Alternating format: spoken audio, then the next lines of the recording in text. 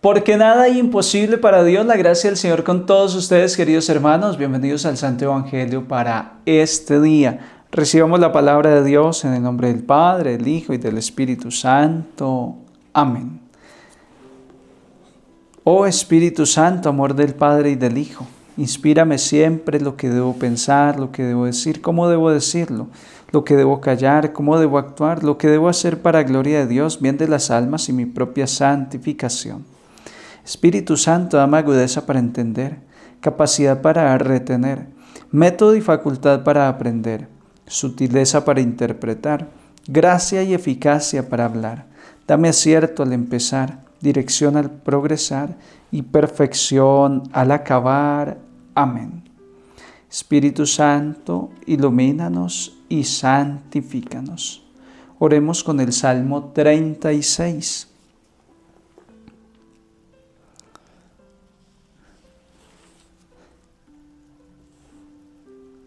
Encomienda a Dios tus afanes, que Él te sustentará.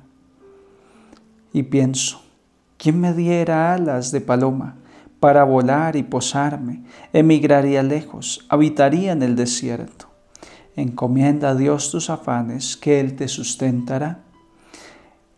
Esperaría en Él que pueda salvarme del huracán y la tormenta. Destrúyelos, Señor, confunde sus lenguas. Encomienda a Dios tus afanes, que Él te sustentará. Pues veo en la ciudad violencia y discordia, día y noche hacen la ronda sobre sus murallas. Encomienda a Dios tus afanes, que Él te sustentará. Encomienda a Dios tus afanes, que Él te sustentará. No permitirá jamás que el justo caiga. Encomienda a Dios tus afanes, que Él te sustentará. Hermano, hermana, encomienda a Dios tus afanes. Encomienda a Dios la universidad, encomienda a Dios tu trabajo, encomienda a Dios los quehaceres de casa. Encomienda a Dios todo aquello que puede generarte incluso preocupación, que te afana, que hay que hacerlo. Vas a hacerlo, pero vas a hacerlo con Dios, porque Él te sustentará. Encomienda a Dios tus afanes, que Él te sustentará. Yo miro al pasado y pienso, el Señor siempre me ha ayudado. Cuando he tenido tareas difíciles, realidades desafiantes, que uno dice, ¿y ahora yo por dónde le entro a esta situación? Y con la mano de Dios uno va saliendo y va resolviendo la vida. Pues lo mismo te pasará hoy. Si Dios te ha ayudado antes, hoy te ayudará nuevamente y te alienta con su palabra. Recibamos el Evangelio a través de Marcos en el capítulo 9, versículos 30 al 37. En aquel tiempo Jesús y sus discípulos atravesaron Galilea. No quería que nadie se enterase porque iba instruyendo a sus discípulos. Les decía, el Hijo del Hombre va a ser entregado en manos de los hombres, y lo matarán, y después de muerto a los 3 días resucitará. Pero no entendían lo que decía, y les daba miedo preguntarle. Llegaron a Cafarnaún, y una vez en casa les preguntó, ¿de qué discutían por el camino? Ellos callaban, pues por el camino habían discutido quién era el más importante. Jesús se sentó, llamó a los 12 y les dijo, quien quiera ser el primero, que sea el último de todos y el servidor de todos. Y tomando un niño, lo puso en medio de ellos, lo abrazó y les dijo, el que acoge a un niño como este en mi nombre, me acoge a mí. El que me acoge a mí, no me acoge a mí, sino al que me ha enviado. Palabra del Señor, gloria a ti, Señor Jesús. El Señor estaba instruyendo a los discípulos, pero ellos no entendían. Jesús hablaba de la pasión. Ya este es uno de los anuncios de la pasión en el Evangelio de San Marcos. El Hijo del Hombre va a ser entregado en manos de los hombres y lo matarán, y después de muerto a los 3 días resucitará. Pero no entendían lo que decía. Los discípulos ya llevaban tiempito caminando con Jesús, viendo su obrar, su actuar. y todavía no entienden la palabra. Nosotros llevamos mucho más tiempo, a lo más seguro. Los discípulos estuvieron 3 años con el Maestro. Nosotros llevamos años y años celebrando Semana Santa, celebrando la Navidad, escuchando el Evangelio diario, participando de la Eucaristía. ¿Cuántas catequesis hemos recibido para la primera comunión, para la confirmación? Los que han accedido al matrimonio, esa catequesis también. Y puede ser que hoy en día todavía no comprendemos. Yo estoy seguro que una persona que es católica, que va a misa y lleva 10, 20 años viviendo en unión libre, todavía no ha comprendido. Por supuesto que no. Un católico que se casó, que tiene su matrimonio sacramentado, pero hace 10 años no se confiesa, no, ni pensar en comulgar, y ama a Dios y hace sus oraciones todos los días, pero aún no ha comprendido.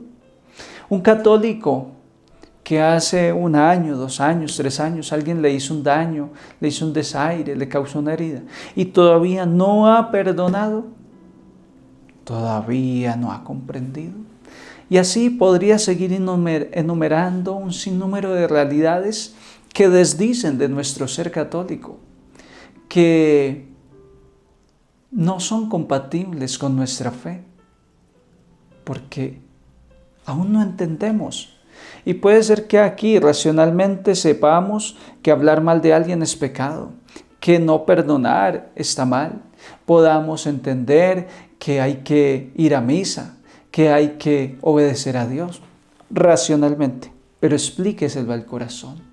Por eso Monseñor Alfonso Uribe hablaba de la conversión del corazón y la distancia que hay que recorrer. Y es la distancia del oído al corazón. 1/4, decía Monseñor Alfonso, más o menos 20 centímetros de distancia. Ay, del oído al corazón, y es la distancia más grande, porque puede ser que aquí entendemos, pero aquí no. Por eso, el corazón tiene razones que la razón no entiende. Y esto solo se logra con una acción del Espíritu Santo, esa iluminación, ese momento donde se cae el velo de los ojos, donde nos decidimos totalmente por Cristo. Y ese es el que hay que perseguir. Acabamos de celebrar Pentecostés. Los discípulos tuvieron claridad a partir de Pentecostés, pero muchos católicos fueron a la vigilia de Pentecostés, pero siguen en pecado, pero no han visto la necesidad de conversión que hay en el corazón. Y el primero puedo ser yo. Todos estamos llamados a comprender, y podremos comprender con la luz del Espíritu Santo. Pidamos mucho Espíritu Santo, porque esto de comprender la Escritura, comprender los misterios de Dios, esto no se logra en una universidad, esto no se logra con un maestro, esto no se logra con esfuerzo humano. Esto es una obra del Espíritu Santo. San Ignacio de Loyola un día tuvo esa iluminación, empezó a vivir en santidad.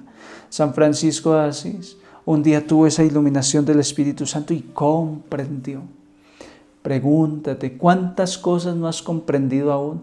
Y por eso sigues viviendo a medias tintas el cristianismo, tu vocación. Yo como sacerdote todavía me siento muy atrasado en el camino sacerdotal, en la respuesta que le debo dar a Dios. ¿Por qué? Porque todavía no he comprendido bien, porque me falta mucho por comprender.